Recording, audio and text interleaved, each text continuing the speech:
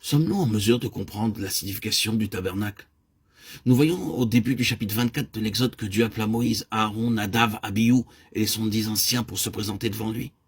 Tandis que Moïse monta seul sur la montagne, ils se tinrent à distance. Ce que Dieu leur révéla, il le leur déclara. Le peuple répondit, nous ferons tout ce que l'Éternel a dit. Après cela, les détails furent donnés. Ceux qui ne sont pas préparés à obéir au Seigneur ne peuvent jamais comprendre ce que le Seigneur dit. Seuls ceux qui sont disposés à obéir à ce que Dieu leur révèle peuvent effectivement être instruits. Nous savons comment acquérir une connaissance de la Bible, mais mettons-nous en pratique ce que Dieu nous dit. Il existe une connaissance biblique abondante, mais les personnes ne veulent pas expérimenter ce qu'elles apprennent.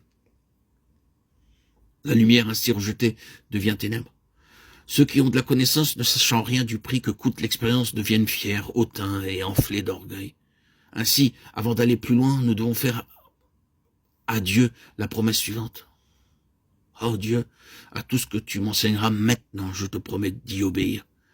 Si vous n'êtes pas préparé à obéir, Dieu ne vous force pas, ne vous contraint pas à obéir. Dans l'amour, il ne peut y avoir ni contrainte ni force. Dieu s'est révélé, il attend ceux qui veulent aller de l'avant, déclarant « Maintenant, nous promettons que nous obéirons à ce que Dieu dira ». Dieu était sur le point de contracter avec le peuple une alliance très importante. Exode 24, 4, 8.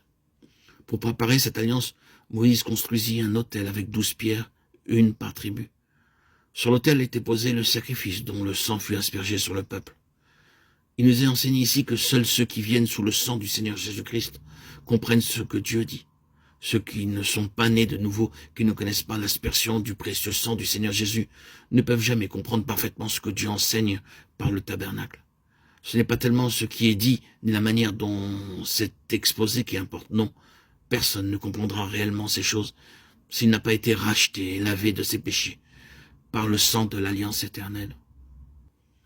Ces paroles s'adressent à tous ceux qui ont été rachetés et lavés par le sang de Christ. Un homme peut être illettré concernant les choses terrestres. En Christ, il peut acquérir une très grande sagesse des choses célestes. C'est la puissance du sang. L'homme le plus stupide peut devenir l'homme le plus sage. Notre premier pas dans la compréhension des choses célestes est d'être amené et maintenu sous le sang de l'alliance éternelle. N'avons-nous pas dit, oui Seigneur, nous promettons de t'obéir dans tout ce que tu nous diras? Pourquoi tant de gens luttent durement pour obéir à Dieu, mais ne le peuvent pas? Chaque matin, ils disent, aujourd'hui, je garderai mon sang-froid, aujourd'hui, je ne dirai pas de mensonge, aujourd'hui, je ne me laisserai pas corrompre.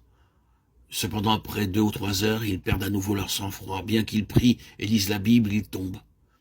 Quelle en est la raison? Pour commencer, ils négligent de s'approprier le sang qui les rend purs, puis de saisir Christ comme leur vie. Ils essayent de faire les choses de Dieu avec leur propre énergie. Et c'est pourquoi ils tombent. Voulez-vous vaincre chaque tentation?